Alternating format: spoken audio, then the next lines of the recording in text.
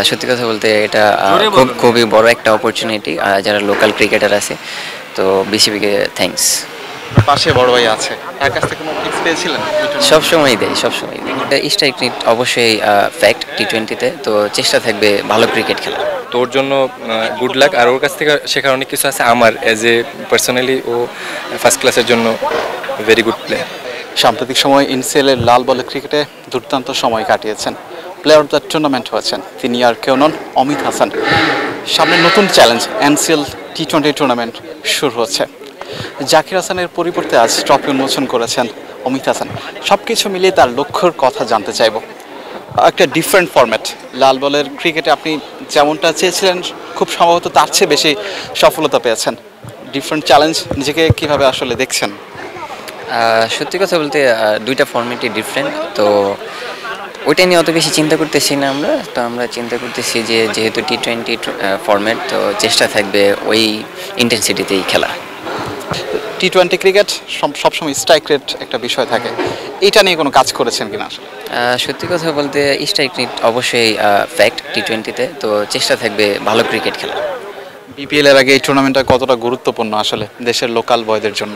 সত্যি কথা বলতে এটা খুবই বড় একটা অপরচুনিটি যারা লোকাল ক্রিকেটার আছে, তো বিসিবিকে থ্যাঙ্কস।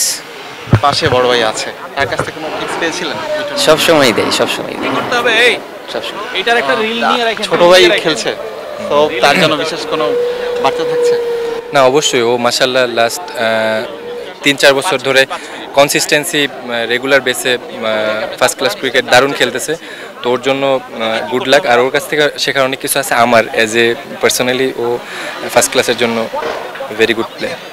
দারুণ একটা কম্পিটিশন হতে যাচ্ছে যখন একে অপরের মুখোমুখি হবেন। সিলেট, ঢাকা সবসময় বড় একটা দল।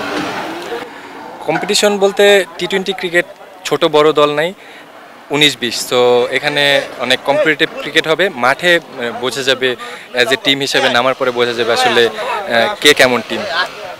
অনেক গুরুত্বপূর্ণ সময় দিয়েছেন।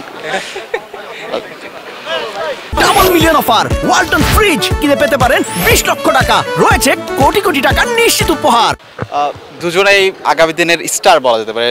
নাইম শেখ জাতীয় দলে এর আগে অনেক খেলেছেন, হয়তো থিতে হতে পারেননি, পারফরমেন্স করেছেন, ওঠানামা ছিল, কিন্তু অমিত হাসানের কথা বলতেই হয়। তিনি এই মুহূর্তে বাংলাদেশের লাল বলের উজ্জ্বল ভবিষ্যৎ বলা হয় তাকে। সব মিলিয়ে নতুন একটি চ্যালেঞ্জ থাকছে, সেই চ্যালেঞ্জে তারা কেমন করবেন সেটাই দেখা যাবে। এনসিএল টি-20 টুর্নামেন্ট। মিরপুর ক্রিকেট থেকে বিলাল হোসেন শিমুল, ক্রিকেট 97।